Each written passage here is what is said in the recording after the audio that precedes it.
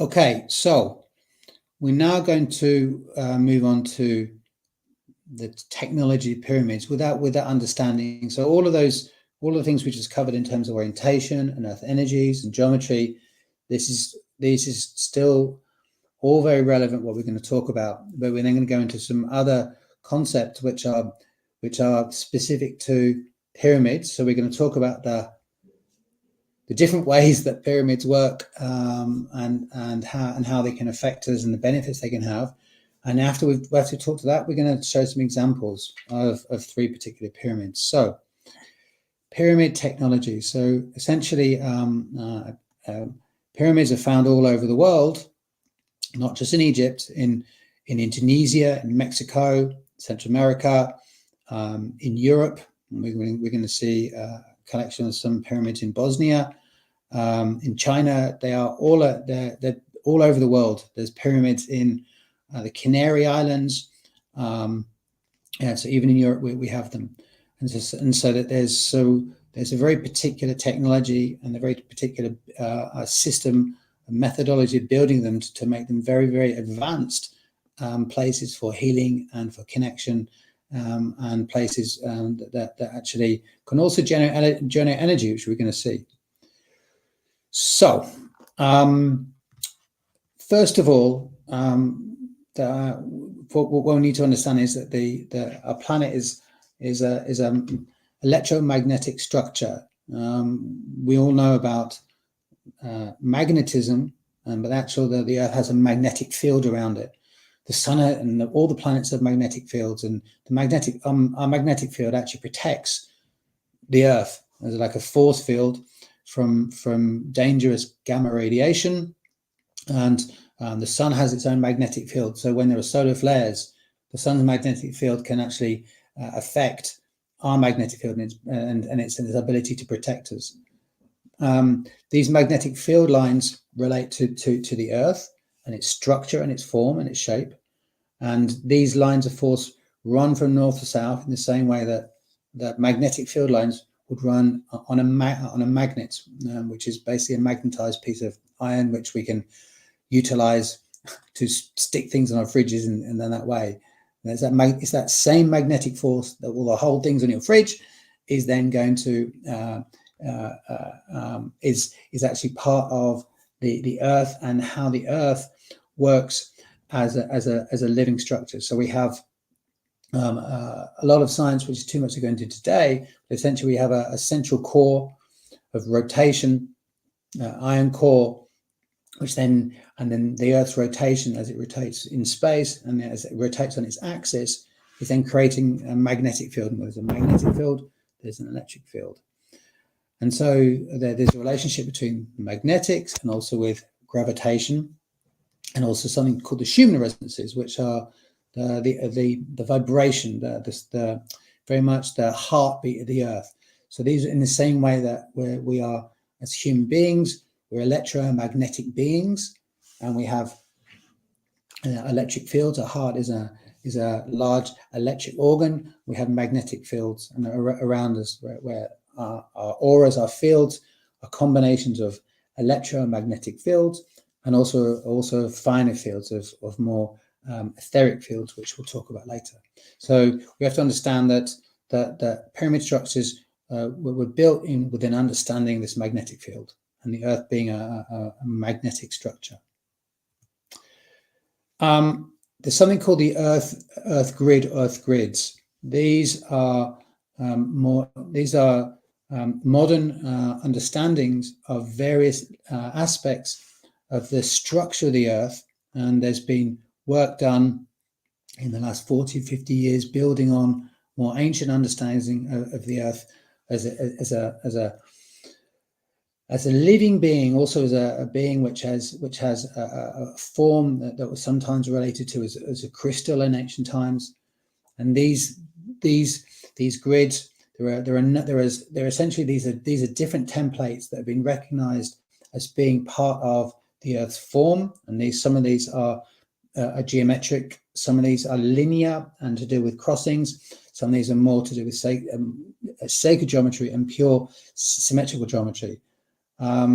Essentially, the Earth as a structure which is defined by these geometries, has a resonance to the human body and how we have our own geometries as well.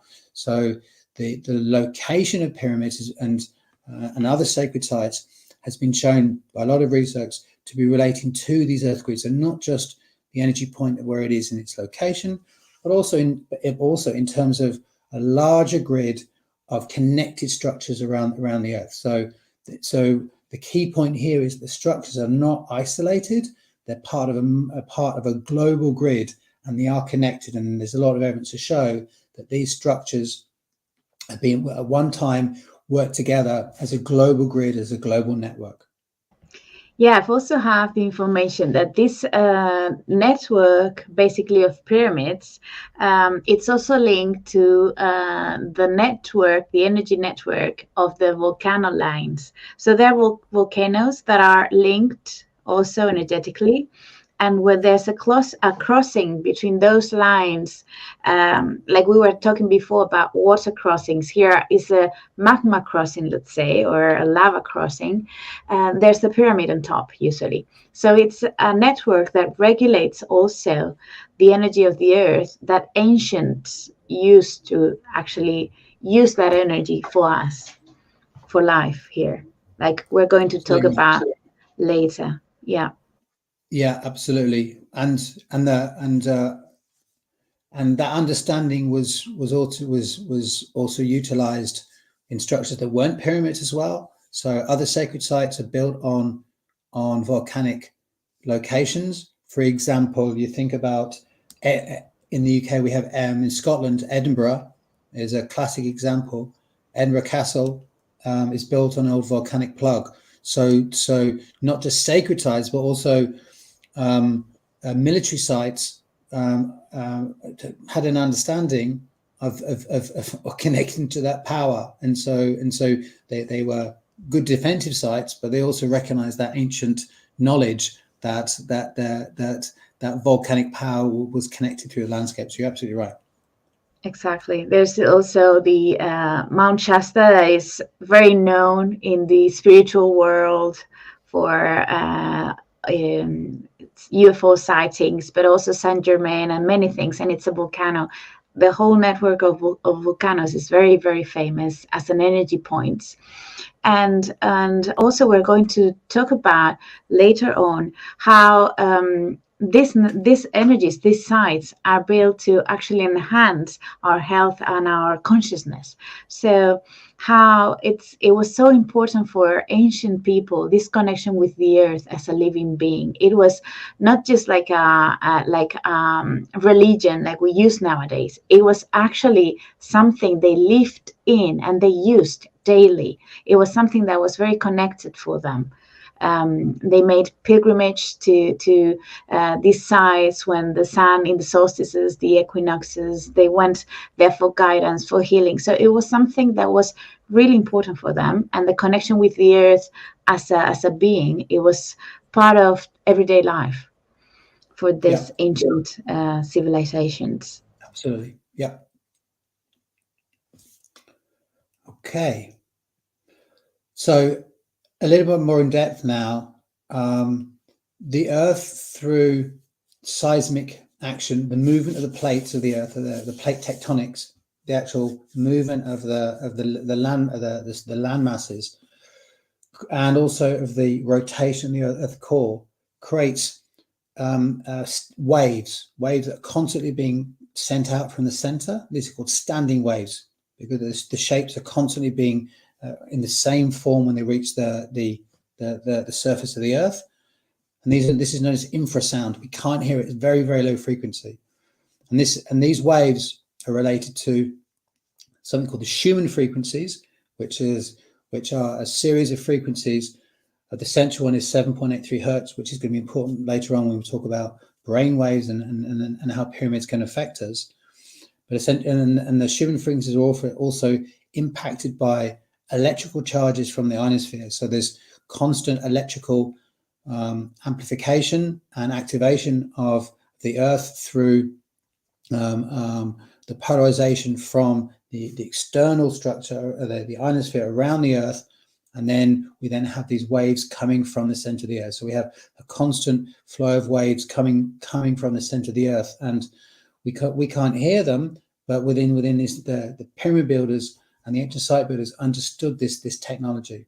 And so when we're going to see later, when you can literally attune your structure, build it in a particular dimensions to these earth poles, and utilize quartz and water, then we can create healing spaces, and underground healing spaces were very, very potent. There's one in Malta called the Hypergeum where all these things came into place. We're going to see another very special case in Europe later on. So this is how these waves. There are waves propagating from the earth through the grid, and then the location of our pyramid structures take advantage of that. Very connected with this is something called the piezoelectric effect. So stone, in particular silica-rich stones, rich with quartz crystals like granite, when these infrasound waves move through stone, then they can create something called a transducing effect. So essentially, where there's movement through silica-rich materials, you're gonna get a transformation from the movement energy, the mechanical, physical movement energy of where there's stresses into electrical energy, into electricity. And so very, very large structures made with granite with a high quartz content, and basically then become activated crystals that with electrical charge running through them. And this was a key part of all sacred sites, and pyramids use this as well. And we're gonna see that a bit later on. Yeah, I think that's related to the electromagnetic field. That it's actually what manifests things into matter. So that's why all these sacred sites are so important, because they activate our field, also our electromagnetic field through entering in that space, basically. So yeah, that's correct. And so the very particular shapes we're going to see are able to then we're going to create spaces that are then going to contain these electromagnetic frequencies. Related to this, we talked about the earth energies before, so the different types of grids and underground water and fault lines and earth energy lines would also then be our locations for locating our pyramid structure and our sacred site structures. So essentially, we've got these subtle frequencies, as well as electricity being caused by acoustic waves. So we've got the earth creating acoustic waves being turned into electric frequencies, plus magnetic fields and magnetic vortexes, plus these subtle earth energies. So we've got many, many different frequencies going on. There's a lot of science going into, and a lot of waves being contained within these structures. So then once our pyramid has been located on a very high frequency place, and then there's an understanding of the materials to be used to create this electrical conduction effect, then the actual dimensions of the pyramid come into play. This is a huge topic, but essentially, when you're building sacred spaces, the principle is to utilize dimensions that relate to the earth or relate to the universe. So classic is the Great Pyramid, where it has many, many dimensions, where there's a harmonic resonance between dimensions. So for example, the pyramid of the Great Pyramid is identical to a fractional minute of arc in longitude, which is the way that the equator can be measured, and the dimensions are identical, and they're using different systems of measurement. So within feet, the relationship to meters was also there, but also they use their own measurement system of cubits, and their own measuring systems encoded very specific aspects of not only the physical aspect of the earth, but also the speed of light. It's a huge topic and incredibly fascinating and very advanced understanding of the Earth and the universe, and in creating spaces that were in harmony with the macro and the micro. Okay, so now the shape. Pyramids are very particular shapes, and they have very particular purposes, and we're going to talk about this a bit later on. Essentially, the shapes of pyramids are to do with the angles of those shapes do a very particular job, and so we're going to see this 76-degree pyramid later on, which is encodes the golden ratio. So it's encoding that design proportion, that design ratio at the very heart of all life. And then the Great Pyramid has a different angle. So many mathematical constants found within that, but the shape itself actually is important, because the shape does a function, and the shapes cause waves. And so this is a key component of higher dimensional building with high dimensional waves, which is that the shape, whether it's a pyramid, also a cone, also a hemisphere, creates particular waves. And there was a body of work undertaken in the last century, particularly by French researchers called radiesthesia, who recognized that very, very subtle waves that are not able to be measured by electronics actually are propagate and actually are created by shape itself.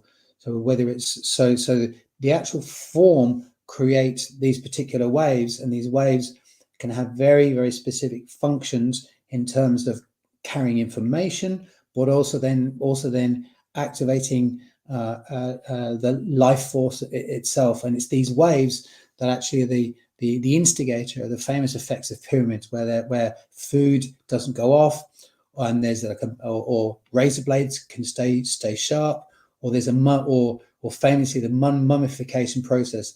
There was a gentleman in the 1930s who went into the pyramid called Bovis, and he saw that there were rats within the pyramid that were not decomposing. They'd mummified naturally, and he went back to France. He built a scale model of the pyramid and replicated exactly, and worked out that the actual shape of the pyramid, and where in the pyramid the animals were, these waves that were created by the shape were actually causing those effects. We have another layer of another type of wave as well, apart from acoustic, magnetic, and electric. One of these waves is famously called negative green, and there are some factors that we need to understand when we're building with these and understanding these shapes, is that they can also be detrimental as well as they can also be beneficial. And so the ancient builders understood ways to counter effect the negative aspects of these waves. One of them being like the pinnacles, and for example the points you would see on top of mosques. And this is actually this is a device to counteract the negative aspects. So we're only getting the beneficial part of the waves. Again, it's a very big topic, which we can't really go into more today. So with all of that, what we want to understand is that how can the pyramids and pyramid structures and sacred sites help us and influence as well? We go back to the Schumann resonance, which is 7.83 hertz. The Schumann resonance is an extremely low ELF, extremely low frequency aspect of the Earth's electromagnetic spectrum. And what happens is that there is a direct and very well researched understanding between our brainwaves, the alpha brainwave state, and to the Schumann frequencies. So essentially, at alpha, in the alpha state, we're in deep relaxation. There's slow patterns and between 6 and 8 hertz. And so what happens is that there is a direct relationship, a resonance between our brain waves and the heartbeat of the Earth, at this fundamental heartbeat of the Earth at 7.83 hertz. And essentially what happens is that when we can get into alpha, when we get into meditative state, then we can get into a deep relaxation, which is so beneficial for us. And so there's another understanding that the ionosphere, which we talked about before, creating electricity, also is like a capacitor in terms of an electrical circuit, and that's constantly maintaining that frequency. So what happens is that there is this deep, coherent state of relationship of consciousness between the heartbeat of the earth and our own brainwaves. And so when we can build structures that are in resonance with the earth field, with the frequency waves that happen in the ionosphere, and also with structures that are in harmony with the archetypal patterns of the universe, we can then build structures which are going to be really, really beneficial to us for higher function. Now, the thing is, I would also suggest here is that, like, you could go into this space to use it for certain periods of time for beneficial uses, but not necessarily to live in, because the frequencies are going to be too great. We want to use these momentarily, but not to live in, because because otherwise it's going to be too powerful and could then cause imbalances. We want to create balanced spaces for living in, and then we want to then create powerful spaces that we want to go into to enhance our healing and our wellness. That's a very interesting topic for the sacred sites, because when you go to one of these places, there's been an effect that has been researched, that is, in the first 3 days, you get to feel enhanced, you feel better.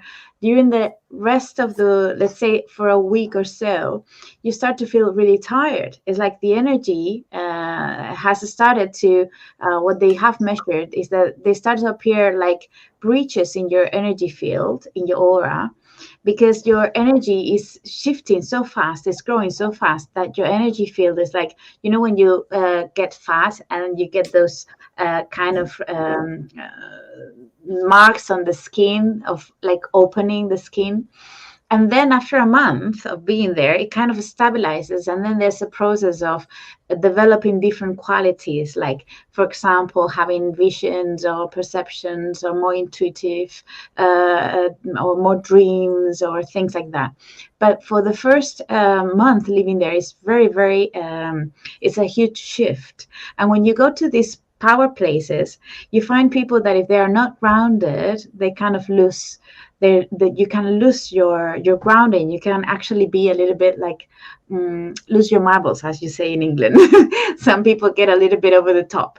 So that's very interesting, because it's not the healthiest place to live, as you were saying. There are places to go to do some work and then go and live elsewhere, and that's very important and very interesting to know. Yeah, absolutely, yeah, because it's a very high amount of charge. And it is a place of power, and so you go there, you do your work there, and whether it's a pyramid or it's a temple, and you go home, and then Exactly. and so you don't live in the temple, you go home to a very balanced, healthy space. Yeah, exactly. Yeah. Okay. So some of the effects, you've been talking about some of the things that can happen are a sense of weightlessness, tingling sensations where the bioelectric field is being stimulated, heat, tranquility and relaxation. As you said, greater dreams with colors, and so stimulation of the astral, within the astral, and also high energy levels if they're used correctly. So also with dreams, it can enhance those, but I would advise not to sleep under a pyramid as well, because it's just too stimulating. So that's also important to say, as well as not living them.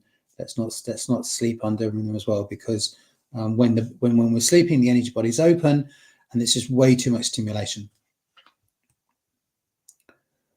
Okay, so I'm just going to finish on this section, which is something called the torsion field. And the torsion field is a very modern understanding of the way that the universe works at the subatomic level. So quantum physics has allowed us to look at the structure of things at a very, very small level, the level of the electron and the proton. There was research undertaken in the 1960s in Russia, in particular, where they discovered torsion waves and torsion fields, and these waves essentially were to do with the way that the molecules spin and then create a connective field. And I'm just going to read a quote here because it's quite important. Torsion fields are generated by spin or momentum, and every object produces with these waves, torsion waves. And where there's electromagnetic field, there's also a torsion component. And the researchers believed that these torsion waves were the link between consciousness and reality, and they felt they were a bridge in the gap between mind and matter, and they even went as far as to believe that actually the torsion field was identical with consciousness itself. And so this really this is really important because the actual in the research they found that a pyramid is actually something they call it a passive torsion generator. So the shape itself generates a torsion field just by its shape, and so this has incredible possibilities in the way that the pyramids in particular can influence the mind and consciousness, and this is the exact cause of some of those effects we were just talking about in terms of activating brain waves and dreams and the astral. And so exactly. Essentially this was the group they're called the Gariev Wave Research Group, where they looked at torsion fields and then they went to look at DNA. So this then is the last aspect we're going to talk about in terms of how pyramids work or potentially can work, which is that they recognized that these torsion fields related very, very closely to the way that consciousness moves and the structure of consciousness. That also that they looked at DNA and how DNA exists within water, and how the relationship of water, which has been shown unequivocally to have memory, and that the DNA is a template, a geometric template of consciousness. But then this torsion field essentially became essentially a modern scientific explanation of the ancient view and the ancient perception and concept of all of consciousness being called the Akashic field. And Akashic was also known as the ether field. And this is the non-local field of consciousness, which has been given many names in many traditions. So what we're looking at here is a scientific understanding of the nature of this field. And essentially, they recognized that DNA was like a quantum biological internet. And this field actually works by creating something called biophotons. So that's basically light, tiny packets of light. And this work by Fritz Albert Popp showed that all our cells generate light. We're literally the light body. We are bodies of light, and we're bodies of biophotons. And all this light information is in non-local, which means that it can exist without being impeded by distance, and holographic. So the information is the same at all scales, and so all this information communicates with each other. So what does this mean? So with pyramids, well, where we're looking at pyramids and these structures as passive torsion generators, these then have the potential to be, and most probably have also been in the past, places of the activation of DNA through utilizing sound and light. So we've talked about the different forms of waves, acoustic waves and electromagnetic waves, and also how that these waves relate to very particular ratios and geometries, and we're going to talk about those in a moment when we look at the Great Pyramid, but also how all of these waveforms and these torsion fields can then be utilized with the understanding of piezoelectric effects, of quartz, of stone, and also with water. So we can maybe start to see how all of these things start to come together as possible structures that can really have an effect upon ourselves at the level of the DNA, our activation of our energy bodies, our pineal glands, and really have the possibility of being able to be spaces that can really advance our bodies and our consciousnesses without the use of high technology, of digital technology. Here we have a complete system of utilizing the earth as a living conscious being, as a universe, as being a living conscious universe that's connected instantaneously through life force energy, and all we're using is stone and natural materials and geometry and sound and harmonics, which is what we're built of. So I think we have a very, very advanced system, which I believe that we can utilize this, and then as a way of working directly and naturally with the earth and the universe and ourselves, without having to put chips in our bodies, because I don't think that's really necessary. Which is where there's the whole modern technology movement is going. I think we have an amazing advanced technology here. Exactly. I want to add that ancient civilizations like that is being called Atlantis, and all those ancient ones that actually Egypt is heir of, has inherited all that knowledge, and all of us afterwards. They didn't have microchips and things like this, but they knew about how to use earth energies, geometry, frequency, sound. As you are talking, it's a huge technology that is available for us everywhere. It's free, and it interacts with our consciousness to manifest things, to create things, to change the the gravitational field of things, our own gravitational field. And as you were saying, distortion and this geometry and this movement and these things activate our DNA that is so connected to our Merkaba, which is our energy body that moves around and moves us into space. So we are really, we are technology. If we look at it that way, we're natural technology, and we're discovering that natural technology again, which was known before. And it seems that it's an ancient thing, but it's actually so new because we have forgotten. And so I think that's very important, because we are being also kind of induced to think that technology is AI, and that if we lose that, we're going to be disconnected. And we're so trained to think about technology in those modern ways. And I think there are so many other ways of discovering that interconnection, that ability to communicate in different ways, and also having that communication, like developing different abilities of our mind that have been slept for years, for hundreds of years. So I think that's very important.